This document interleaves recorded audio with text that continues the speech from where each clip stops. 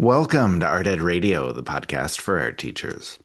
This show is produced by the Art of Education, and I'm your host, Tim Bogatz.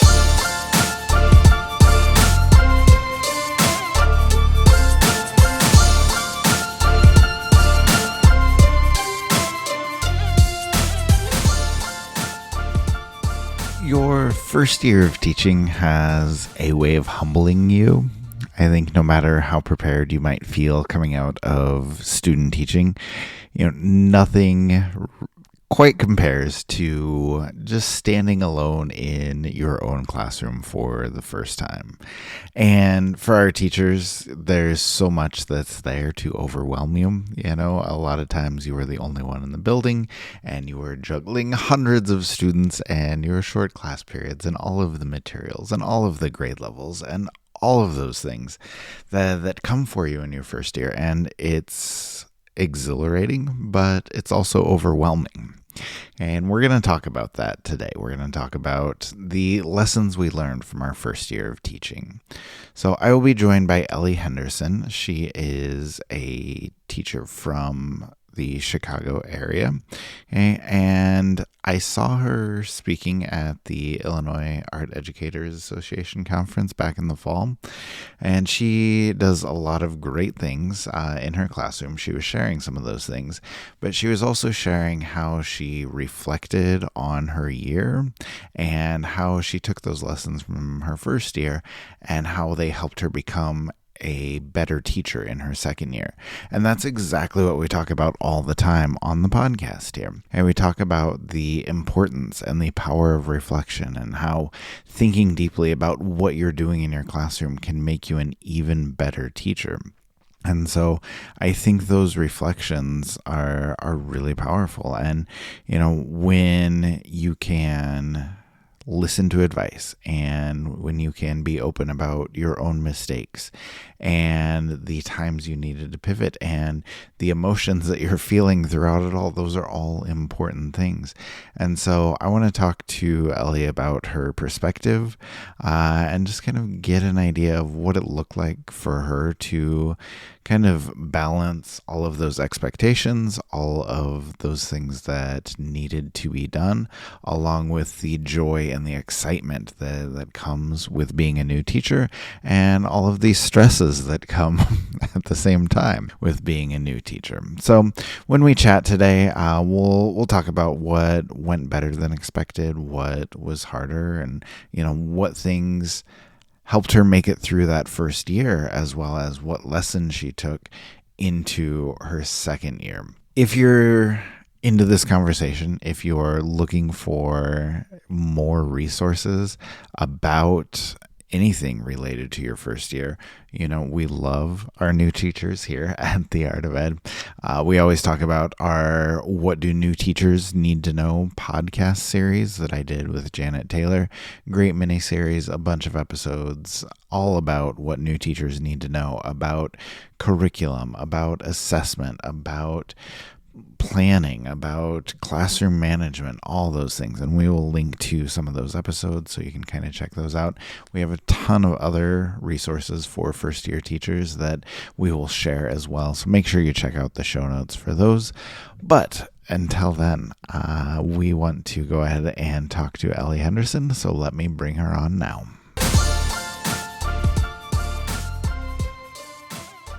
Ellie Henderson is joining me now. Ellie, how are you? I'm doing well. How about you? Doing really well. I'm really excited to talk to you. And I think it should be a pretty good conversation. Before we get started, though, can you give our listeners an introduction? Just tell us about yourself, your teaching, your artwork, anything else that you want to share. Yeah, I am Ellie Henderson. I am a middle school art teacher, but our middle school only does fifth and sixth grade art. This is my second year teaching, and I am an emphasis in ceramics. I have a kiln and a wheel at home, so I consistently am making art at home, but I love carrying that over to the classroom. Oh, very cool. Very cool. And I wanted to have you on to talk about, some of your experiences with your first year of teaching. And when I was at the Illinois Art Educators Association, I came to see your presentation. I thought you had a lot of great advice for people who are just kind of starting out. And so I guess my question for you is just as a big overview, can you kind of tell us about your first year, the experiences you had in your first year of teaching? What went as expected, what was different than you expected, and what kind of things did you learn throughout your first year? Yeah. So I student taught kindergarten through 5th grade, and I accepted a position teaching 5th and 6th grade. And so I was a little apprehensive diving into like the 6th grade middle school group. Yeah. But overall, I absolutely loved it. I went in with an open mind. And I had a lot of experience student teaching. My cooperating teacher was awesome, and I got a lot out of that. But I knew me being in my classroom myself, it was going to be hard as a first year teacher. Mhm. I teach 10 sections of art every day. So I'm fortunate that I get to see the kids every single day of the week. But with that, it's 27-minute art minutes, which isn't a lot of time. Yeah, And that's crazy, honestly, like 10 sections and less than half an hour for each of them, like, that is hectic. it is hectic, and last year was actually shorter. Our bell schedule Oh, changed this year, but on Wednesdays, we have early release for the students, and so Wednesdays, I'm at 23 minutes, but with, like, state testing and, like, our district testing, some classes were 16 minutes, and so it wow. was kind of like throwing it all together, figuring that out, and just being open-minded that I'm learning with the kids, like, yes, I'm in Yeah. charge teacher, but I'm making the mistakes with them and kind of accepting those mistakes, and just taking accountability for it. Like I did things for the first time before when I was a student, so like this is my time to like figure it out as a first year teacher. Yeah, that's cool, and I think that's a really good approach to take, just kind of figuring out that you're learning along with the kids, and I've talked a lot on this podcast before about how that was, I don't know if it's a failure, but one of the things that I did not do well is when I first started, I couldn't accept that, "Hey, I'm still learning," you know? I felt like I had to have all the answers all of the time, and looking back, that was a mistake for me, and like I said, I've talked about that before, and so I think if you can take that approach of, I'm still learning, I'm learning along with the kids, that's a really, really good mindset to have, and I think that's beneficial for you, I think that's beneficial for students as well. And kind of thinking through all of those things that you learned and all of those things that you kind of experienced that first year, can you tell us about either something that went way better than you thought, or if you're willing to be vulnerable, something that went way worse than you thought, Yeah. and just kind of what you learned from those types of experiences? I think my position is unique. There's 2 art teachers in our district, me and then the elementary art teacher. Hmm. So, my mentor was the STEAM teacher in our building. So, I think part of that was just I am the only person. So, like, yes, I have my mentor to go to, but Yeah. she's the STEAM teacher, not an art teacher. I mean, she Right. previously was an art teacher before she was a STEAM, but didn't have, like, that full experience of, like, Mhm. "Okay, I have someone, like, right next door to me that I could go to for, like, what do I do now?" Yeah. Yeah. Situations. I think one of the things that I noticed, like, a thing that went really well was, I hosted our school's first art show, and I Yeah. knew that that was something going in accepting this position that I wanted to do. They've never had an art show before, and I am the person that likes to make everything 10 times more extreme than it can be.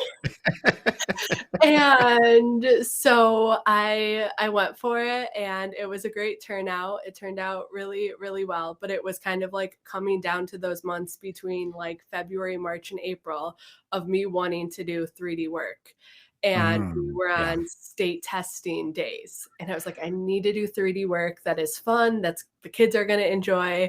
And I ended up having to teach paper mache in 16 minutes. Which was a big undertaking. I don't regret it at all. It was a great experience. I learned a lot. The kids were so focused because we knew we were, like, count down and every second of Oh, class yeah. mattered, Yeah. which I was shocked at what they were able to accomplish in those 16 minutes. That being the case, I did learn a lot of like prep and stuff that I probably should have done beforehand. And I Mhm. didn't expect the amount of tape that we were going to use. And Oh, so yeah, yeah. there was, I think I had like 40 rolls of tape. I teach 240 kids, and we went through tape like within the first half of the day. And so it was like Oh. a pivot of like, okay, we'll come back to this. I'll get more tape and we'll figure it out from there. I think one of the things that was challenging for me was figuring out.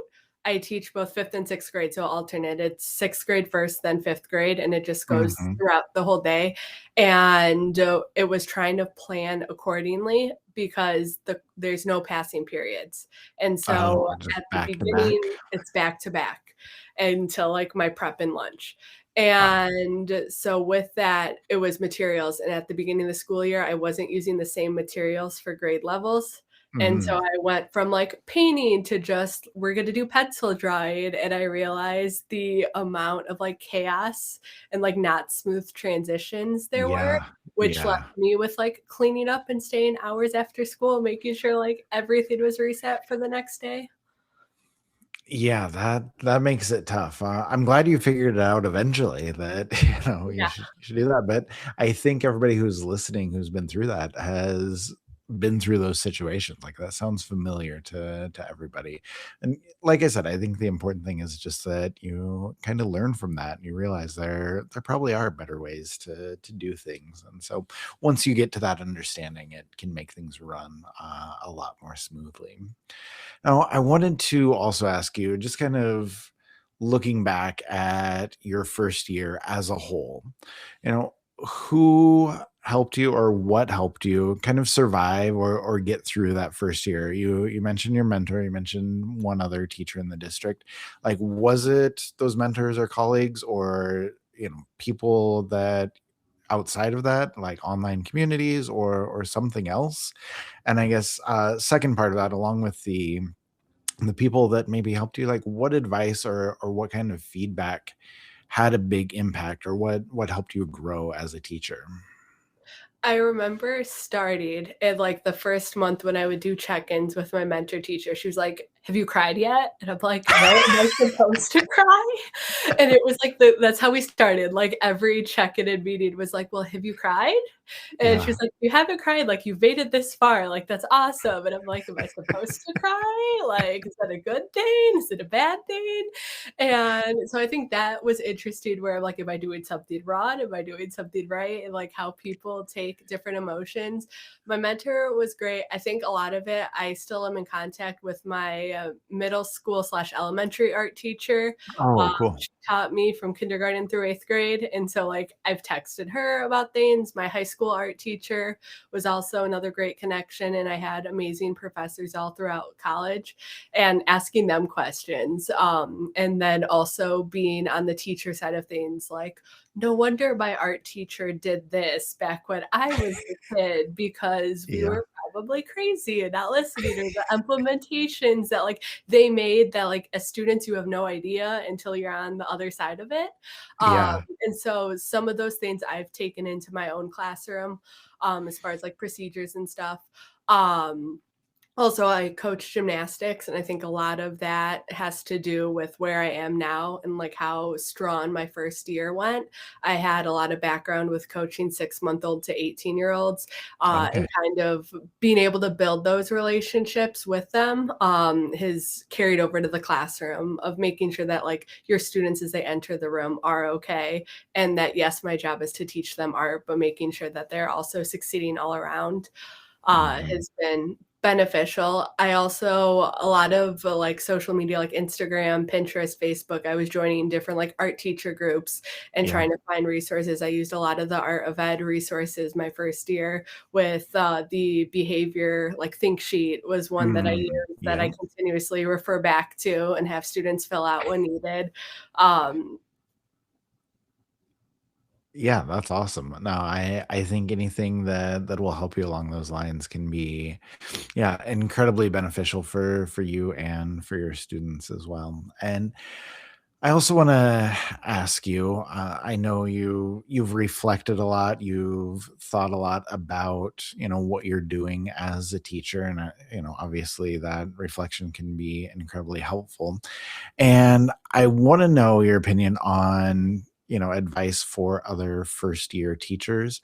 And I guess my question for you though is like, what's one thing that you think new teachers worry about too much? Like, what's something that new teachers should worry about less than they do? There comes a lot with what people, I think. Like, we are a unique group where there's typically either one or very few of us in a building, Yes. Yes. and that is sometimes super hard where there's a lot of voices from the outside because we don't necessarily relate, like, I PLC with myself, and so I Right. think a lot of, like, opinions, but also, like, the whole talk of school data and all that, where we're not really included in that because it doesn't necessarily relate to our curriculum, but learning how to build relationships with those teachers that like aren't has been super strong because they're super supportive in the long term of it. Like, yes, our subject matters the same as it does another subject. And I think that sometimes it's hard when it comes into like data play or this and that. Like, I've gotten, Mhm. oh, you're just the art teacher before. Oh, that when they throw the just in there, like that hurts. It does hurt, and I think it's hard sometimes because our classes are shorter than their full blocks, like, I'm on half blocks, Right. and so prioritizing that. I think the big thing for me is, like, one thing that I wish I knew was, and I've seen this all over TikTok, but it's really stuck with me this year, is you get paid the same amount of money throughout the year as your salary. To just sometimes we get so overwhelmed with grading and planning and PLCs and meetings and then our professional development days that like don't necessarily relate to us, and it just Yep. kind of stacks like a book. And to kind of take a step back and make sure that you're having fun with the kids. And I think I was getting Mhm. so overwhelmed of like I need to be perfect as a first year teacher and like not make Right. mistakes and make sure that like I'm hitting the evaluation guidelines of our district, Yep. Yep. and just taking a deep breath and realizing that if you're having fun with them, the kids are going to have fun with them, but also like being honest with the kids. Where like if you're not having a good day, it's okay to open up and be like, I'm not having a good day. Like, we're here, we're going to work through it, because there's so many times that the kids come into the room and they're like, I'm not having a good day. And I Yeah. think sometimes it's hard for them to kind of like put that wall down, or like there's that wall between, to kind of just taking a deep breath and being like, it's okay. Like, our job's to Mhm. have fun. Art is supposed to be fun, and making sure that it relates to all kids. Yeah, I think those are some really good reminders, and I think the biggest part of that, I think probably the most important reminder is just to remember the kids. Just to figure out like we are here for them, and I think that's the most important thing to remember. So I think that's good to keep in mind because it is so easy to get caught up in your evaluations, in your checkpoints, and all the things you need to do as a professional. But you do need to remember that you are there for the kids, and keeping that in mind can be really, really good for them. And then I guess last question for you. You have a lot of good things to think about there, but what other advice do you have? Like, what advice would you give somebody who's just about to start, their first year as a teacher? They're in the middle of their first year. Like, what's your best advice for those people who are just starting out?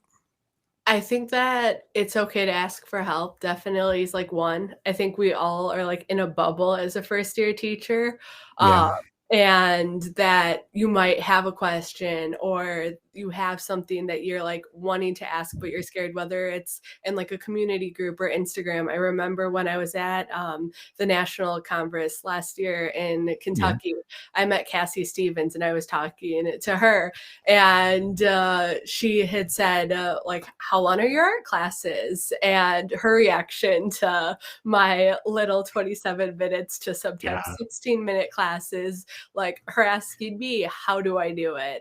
And so I Mhm. feel like all throughout the United States we all are on different schedules and different units or trimesters or quarters where it is a lot, but seeing how someone else does it or asking them what they do, I feel like the art community is so strong where we're always willing to help others. And like, it's never that anytime I've asked a question to any art educator, it's never a no, or I can't do that, or I can't help you. It's always like super Mm, positive where we're yeah, wanting to share yeah. the resources, our experiences. We're wanting to continue having art in schools.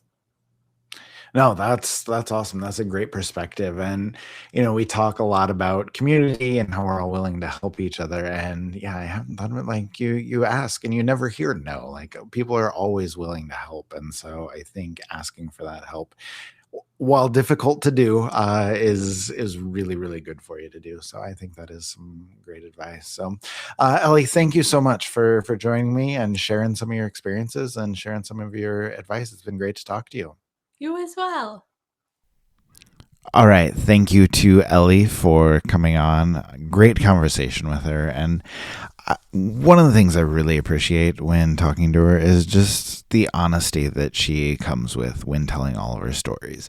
There's not an attempt to make the first year of teaching sound easy or make it sound like everything's polished, but we really were able to focus today on growth. All that comes with that first year, learning how to manage materials and pacing and expectations and emotions and all of those things while you're still building relationships with students and colleagues and fitting into your school and doing it all in a very short amount of time. And I think that balance that Ellie shares of both realism but optimism is something that a lot of new teachers need to hear. I think another idea that's important is just the idea of letting go of perfection. I think new teachers will sometimes put pressure on themselves to get everything right immediately. Like, I have to have the right lessons. I have to do graded evaluations. My classroom management needs to be great. I need to plan everything perfectly. Okay, but that's not the case. And I think that also comes through in Ellie's perspective. It's okay to make mistakes. It's okay to be honest with students, and it's okay to know that you are learning. Okay. And I think that perspective is necessary, just knowing that it takes a while to come into your own as a teacher to get everything right. Okay? And when you can realize that you're going to grow, you're going to get better as the years go on, that's an important reminder and an important reason to give yourself some grace. And those themes repeat a lot. I mentioned in the intro about our What Do New Teachers Need to Know podcast, and that's something that Janet and I talk about a lot in there, especially in the curriculum episode. You're not going to have your curriculum down in your first year of teaching. That's something that takes time to develop. You need to know yourself better as a teacher before you can write your entire curriculum. So just be patient and know that it'll come with time. But again, we will put a lot of those resources for first-year art teachers in the show notes. And also, I was going to tell you, if you need more first-year resources, check out Pro Learning from the Art of Ed. Okay, Pro Learning gives you PD that you need. It's accessible anytime. And each Pro Pack is built by experienced art educators, and we have a number of them that are made specifically for first-year teachers, including one for every level, like what you need to know your first year of teaching elementary, teaching middle school, teaching secondary. There are entire pro packs just for those. So you can check all of that out at theartofeducation.edu/pro. Okay, all that being said, this has been a wonderful episode. Thank you again to Ellie for coming on. And if you are in your first year of teaching, or you're still new and you're reflecting on those first years of teaching, okay, just a reminder to take a breath. Okay, slow down. You are learning, your students are learning, and that process does not need to be flawless. Okay, you're still doing good work. You're still doing meaningful work. So, as I said, give yourself some grace, and hopefully this conversation today helps you feel a little bit more confident and a little bit better about the work that you're doing every day in the art room, because it is important stuff.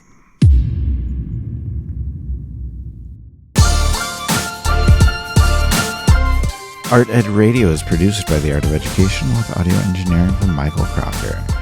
Thank you for joining us for today's episode. We hope it was helpful for you. And if you know someone else who might be helped with the information on this episode, we would love for you to share it with them. We also appreciate all of the ratings and reviews that listeners leave for us. So if you have a few seconds to give us a 5-star rating or even leave a review on Spotify, Apple Podcasts, or wherever you listen, we would love to see it. We appreciate all of our listeners, and we will talk to you again next week.